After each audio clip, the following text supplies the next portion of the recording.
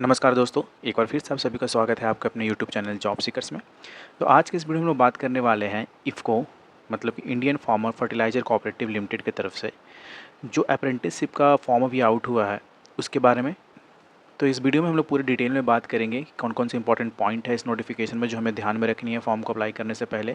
क्या age limit है, क्या आपका अप्रेंटिसशिप कितने साल का है, कौन कौन एलिजिबल है इस फॉर्म को अप्लाई करने के लिए, और फॉर्म का फ़ी क्या है, और ट्रेनिंग पीरियड क्या होगा, आपका सिलेक्शन प्रोसेस क्या होगा, सिलेक्शन प्रोसीड्यूर क्या है इसका, ये भी देखेंगे। मेडिकल एग्जामिनेशन वगैरह होगा और कैसे अप्लाई किया जा सकता है। ये सारे पॉइंट्स जितने भी हैं वो सारी डिटेल में हम लोग बात करेंगे। सिर्फ एक ही वीडियो में मैं पूरा कंप्लीट कर दूंगा, आपको कोई और वीडियो देखने की ज़रूरत नहीं है, आपको सारी डिटेल इस वीडियो में मिल जाएगी। तो वीडियो को स्टार्ट करने से पहले मैं आप सबसे रिक्वेस्ट करना चाहता हूँ कि अगर आपको हमारा कंटेंट पसंद है तो प्लीज़ हमारे इस वीडियो को लाइक कीजिएगा, और जितने भी लोग एलिजिबल हैं अप्रेंटिसशिप के लिए तैयारी कर रहे हैं उनके साथ इस वीडियो को शेयर भी कीजिएगा। और अगर आपको हमारा कंटेंट पसंद आता है तो प्लीज़ हमारे चैनल को सब्सक्राइब भी कीजिएगा। तो ज़्यादा समय न गवाते हुए चलिए वीडियो को स्टार्ट करते हैं। जो ग्रेजुएट हैं इंजीनियरिंग डिग्री से और उनके लिए ये अप्रेंटिसशिप का ऑफर आया है अंडर दी अप्रेंटिस एक्ट 1961।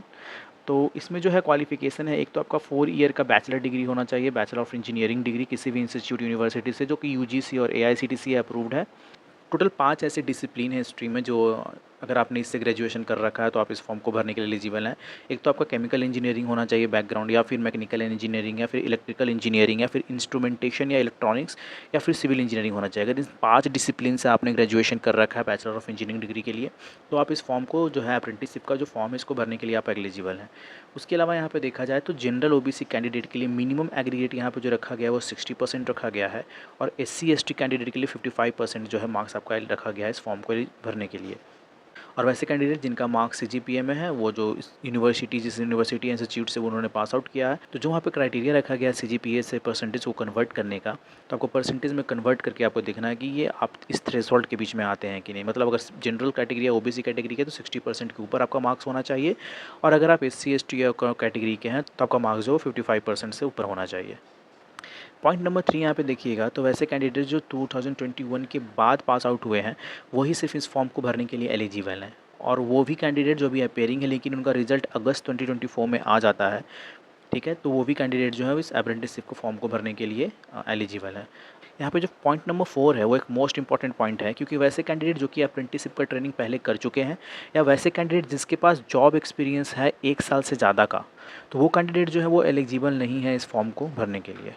तो इस बात का ध्यान रखिएगा कि अगर आपके पास 1 साल से ज़्यादा का जॉब एक्सपीरियंस है किसी भी फील्ड में तो आप इस फॉर्म को जो है नहीं भर सकते, आप एलिजिबल नहीं है फॉर्म को भरने के लिए। अगर एज लिमिट की बात की जाए तो 30 ईयर जो है यहाँ पे मैक्सिमम एज लिमिट रखा गया है, और 5 साल का एज रिलैक्सेशन दिया गया है एससी एंड एसटी कैंडिडेट को, और 3 साल का एज रिलैक्सेशन दिया गया है ओबीसी कैंडिडेट को जो कि नॉन क्रीमी लेयर में आते हैं। अब जॉब लोकेशन की अगर बात की जाए तो आपका कोई भी इफको प्लांट में आपका जो है यहाँ पे अप्रेंटिसशिप का जो आपको दिया जा सकता है रिक्रूटमेंट, और ऐसा नहीं कि किसी एक प्लांट में आपका रिक्रूटमेंट हो गया तो फिक्स कर दिया जाएगा। मोस्ट प्रोबेबली तो आपको फिक्स ही कर दिया जाता है, लेकिन कहीं रिक्वायरमेंट अगर आ जाती है एज सच तो आपका जो है ट्रांसफ़र भी किया जा सकता है किसी भी सब्सिडरी को प्लांट में एज सच रिक्वायरमेंट के हिसाब से। ट्रेनिंग पीरियड की अगर बात की जाए तो वैसे कैंडिडेट जिसका सिलेक्शन हो चुका है आफ्टर एग्जामिनेशन, तो उनको जो है 1 साल का अप्रेंटिसशिप ट्रेनिंग में आपको रखा जाएगा, और स्टाइपेंड कितना दिया जाएगा, 35,000 रुपये पर मंथ का आपका जो है वो स्टाइपेंड बनेगा। सिलेक्शन प्रोसीड्यूर की अगर बात की जाए यहाँ पे तो जो भी जितने भी एलिजिबल कैंडिडेट हैं उनका एक प्रीलिमिनरी कंप्यूटर बेस्ड एग्जामिनेशन होगा जो कि एक ऑनलाइन टेस्ट होगा, और ये ऑनलाइन टेस्ट जो है ओपन इन्वायरमेंट में होगा। ओपन इन्वायरमेंट का मतलब ये होता है कि आप कहीं से भी इस एग्जामिनेशन को दे सकते हैं, आपको कोई एग्जामिनेशन सेंटर जाके एग्ज़ाम देने की ज़रूरत नहीं है, आप अपने घर में बैठ के दे सकते हैं, कोई कैफ़े से दे सकते हैं। एक ऐसा क्राइटेरिया हो सकता है कि कहीं पे नॉइज़ नहीं आना चाहिए, कुछ बैकग्राउंड ऐसा होना चाहिए, वो कुछ क्राइटेरिया वो रख सकते हैं। बट ये एग्जामिनेशन जो है किसी सेंटर पे जाकर के आपको नहीं देना है, आपको अपने घर पे बैठ के ही एग्जामिनेशन देना है, या फिर किसी ऐसी जगह जहाँ पे शांत माहौल है वहाँ पे बैठ के आपको एग्जामिनेशन को देना पड़ेगा, जिसके लिए आपको अपना खुद का कंप्यूटर लैपटॉप जो है और इंटरनेट फैसिलिटी आपको खुद का रखना है। इस एग्जामिनेशन को देने के लिए ध्यान रखिएगा कि मोबाइल से एग्जामिनेशन को नहीं देना है, कंप्यूटर और लैपटॉप होना जरूरी है, और इंटरनेट फैसिलिटी के बिना तो आप एग्जाम ये दे नहीं पाएंगे। वैसे कैंडिडेट जो कि शॉर्ट लिस्ट हुए हैं प्रीलिमिनरी एग्जामिनेशन के बाद, उनका है जो एक फाइनल ऑनलाइन टेस्ट के लिए जो है आपको बुलाया जाएगा। तो ये ऑनलाइन टेस्ट जो है आपका एक कंट्रोल इन्वायरमेंट में होगा, एग्जामिनेशन सेंटर पे होगा, और ये जो एग्जामिनेशन सेंटर है आपको एक उनका और जो एग्जामिनेशन सेंटर है उसका लिस्ट जो है यहाँ पे दे रखा है, जैसे कि अहमदाबाद में होगा, बेंगलोर में हो सकता है, भुवनेश्वर, चंडीगढ़, चेन्नई, देहरादून, दिल्ली, हैदराबाद, इंदौर, जयपुर, कोलकाता, लखनऊ, मुंबई एंड पटना। तो ये सारे एग्जामिनेशन सेंटर है। इसमें से आपको जो है किसी 2 टेस्ट सेंटर को प्रेफ़रेंस आपको देना पड़ेगा एप्लीकेशन फॉर्म में, जहाँ पे आप एग्जामिनेशन सेंटर के लिए अवेलेबल होंगे। फाइनल ऑनलाइन एग्ज़ाम के लिए जब वो बुलाएँगे तब। आप यहाँ पे देखिए, यहाँ पे मेंशन किया है कि efforts will be made to allow the test centres in order to choice given by the candidate. कोशिश तो ये रहेगी जो आपने चॉइस दिया है वहीं पे आपको ये एग्जामिनेशन सेंटर के लिए एग्जाम्स के लिए बुलाएं। लेकिन बाई चांस अगर सीट फुल हो जाती है तो आपका सेकंड प्रेफरेंस वाले जो एग्जामिनेशन सेंटर है वहाँ पे भी बुला सकते हैं। और एग्जामिनेशन सेंटर का जो आपने रिक्वेस्ट एक बार सबमिट कर दिया है टेस्ट सेंटर का, वो आप दोबारा जो है उसको चेंज नहीं कर सकते। और उसके बाद जो है थर्ड और लास्ट स्टेज जो है आपका सिलेक्शन प्रोसेस का, वो है पर्सनल इंटरव्यू।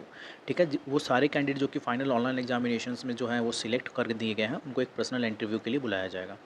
पर्सनल इंटरव्यू में आपका जो है वो मेरिट लिस्ट निकाली जाएगी। उसके बाद आपका एक मेडिकल एग्जामिनेशंस होगा। मेडिकल एग्जामिनेशंस के में आपका आप मेडिकली फिट हैं कि नहीं अप्रेंटिसशिप्स के लिए, वो हो जाएगा। और उसका क्लैरिटी आपको मिल जाता है तो आप इस अप्रेंटिसशिप फॉर्म तो आप इस अप्रेंटिसशिप्स के जो तो आप इस अप्रेंटिसशिप्स का जो रिक्रूटमेंट है उसमें आपका फाइनल सिलेक्शन हो जाएगा। तो जैसा कि स्टार्टिंग में मैंने बताया, आपका सारा प्रोसेस जो है वो ऑनलाइन होगा, आपको फॉर्म ऑनलाइन ही भरना है। ठीक है, और लास्ट डेट जो है इस फॉर्म भरने का वो है 31 जुलाई 2024 को। ठीक है, हाँ, एग्जामिनेशन फ़ी की अगर बात की जाए तो नोटिफिकेशन में ऐसा कहीं पे एग्जामिनेशन फ़ी नहीं है। तो इसका मतलब क्लियर यही है कि किसी भी कैटेगरी के स्टूडेंट के लिए जो एग्ज़ामिनेशन फ़ी है वो 0 रुपीज़ है। मतलब आपको किसी भी तरह का एग्ज़ामिनेशन फ़ी नहीं देना है, आपको बस ये फॉर्म अप्लाई करना है और वो सबमिट कर देना है। तो ये था एक पूरा डिटेल डिस्कशन इस इफ़को के अप्रेंटिसशिप्स का जो फॉर्म निकला है उसके बारे में। तो आशा करता हूँ कि मैंने सारा पॉइंट टच किया है इस नोटिफिकेशन का। लेकिन इसके अलावा भी अगर आपके मन में कोई डाउट होता है तो नीचे कमेंट बॉक्स में आप कमेंट कर सकते हैं और अपने डाउट को क्लियर कर सकते हैं। मैं पूरी कोशिश करूँगा उन सारे डाउट्स को आपका जो है रिजोल्यूशन देने के लिए। तो इस वीडियो में मैंने पूरे डिटेल में डिस्कस किया है सिलेक्शन प्रोसेस का, एज लिमिट का, स्टाइपेंड का, कैसा आपका जो है ट्रेनिंग पीरियड हो सकता है, वो सारी चीज़ों को मैंने डिटेल में टच किया और आपको ये समझ भी आया होगा।